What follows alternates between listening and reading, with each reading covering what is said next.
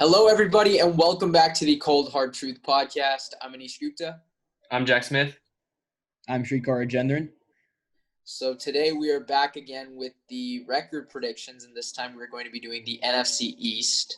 And I really think this division isn't going to be the NFC least this season. And obviously, as stated in our previous episodes, we do it on a website called playoffpredictors.com. I'm sure Jack will leave it in the description. So please, if you want to do your own type of bracket, again, it's all 256 games, so you can make your own kind of record, see how your team does, see how other teams do in your division.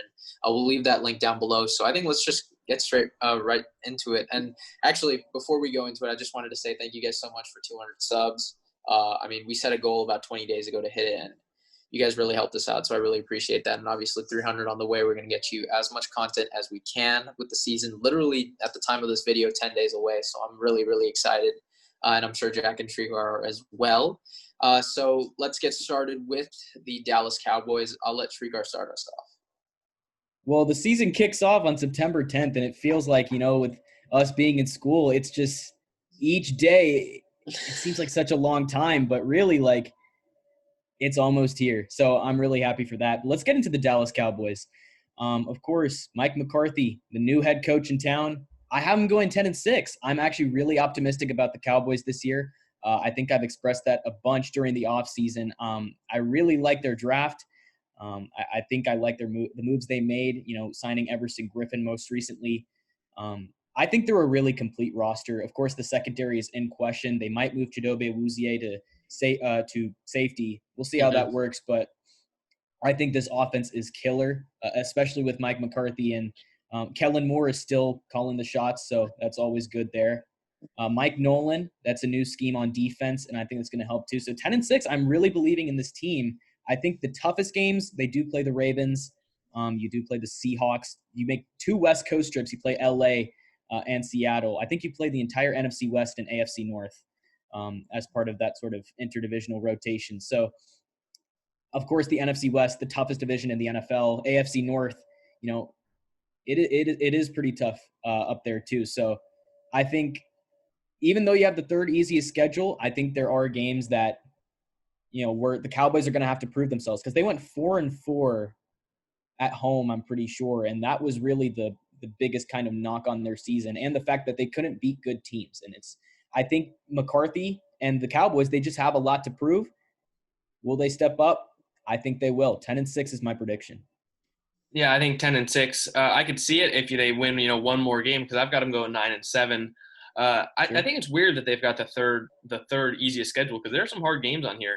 Obviously, having to play Philly twice, having to play Baltimore, having to play the Browns, the Steelers, New Orleans. Oh, never mind. That's sneak peek to my playoff predictions. But they got to play Seattle and San Francisco.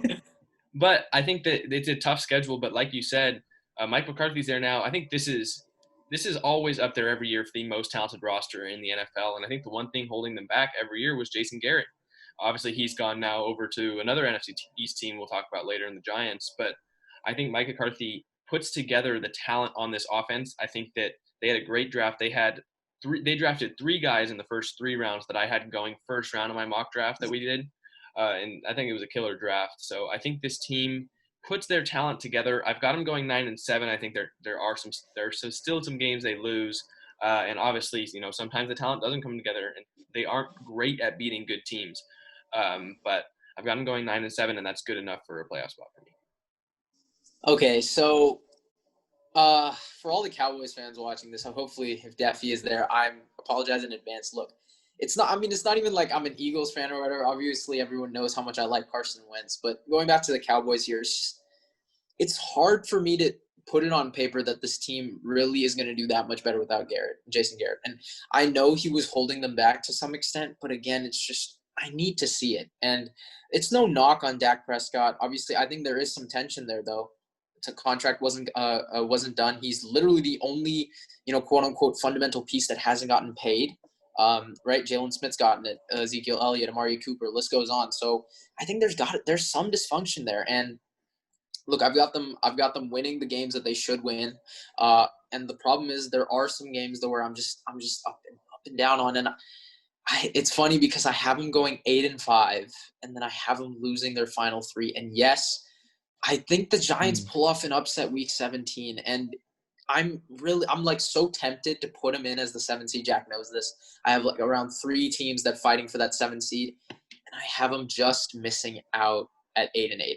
And it's not even a knock on this team. It's just the NFC is so loaded, and I just need to see it on like real life television before I can say, okay, this Cowboys team is really good, because they have the talent, they have the players, and they have everything in place. Again, it's just can you beat the Ravens? Can you beat the Eagles week 16 when you have to? I don't care if you're at home or the away. Now there's a little bit less on that.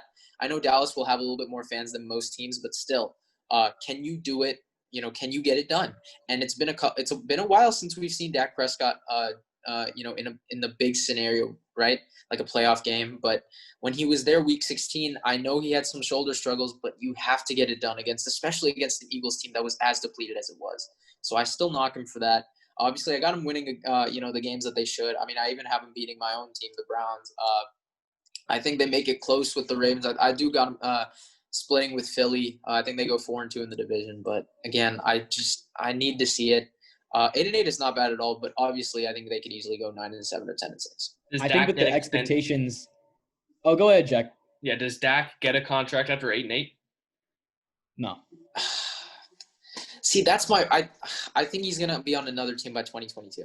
Because 8-8, as I was gonna say, 8-8 is still disappointing for this team when you have such high expectations rolling into this year. So if Dak doesn't live up to it, then he's gone. He's gone. Very disappointing. I don't know what to say. I think a big X factor though is Trayvon Diggs. I think Trayvon Diggs. Yep. So you're coming around to Trayvon Diggs now. No, yeah. I'm not saying he's good. He's good. I'm not saying he's gonna be like elite or as high as Jack is on him, but I'm just saying he has to step up because obviously Byron Jones is gone. I believe they lost Jeff Heath too. So the secondary does have to step up. I think I can agree. Here's the thing. Here's where I'm going to side with Anish, because there is just so much uncertainty with this Cowboys team, even as good as they are on paper. So, I mean, I think it's fair to think that way.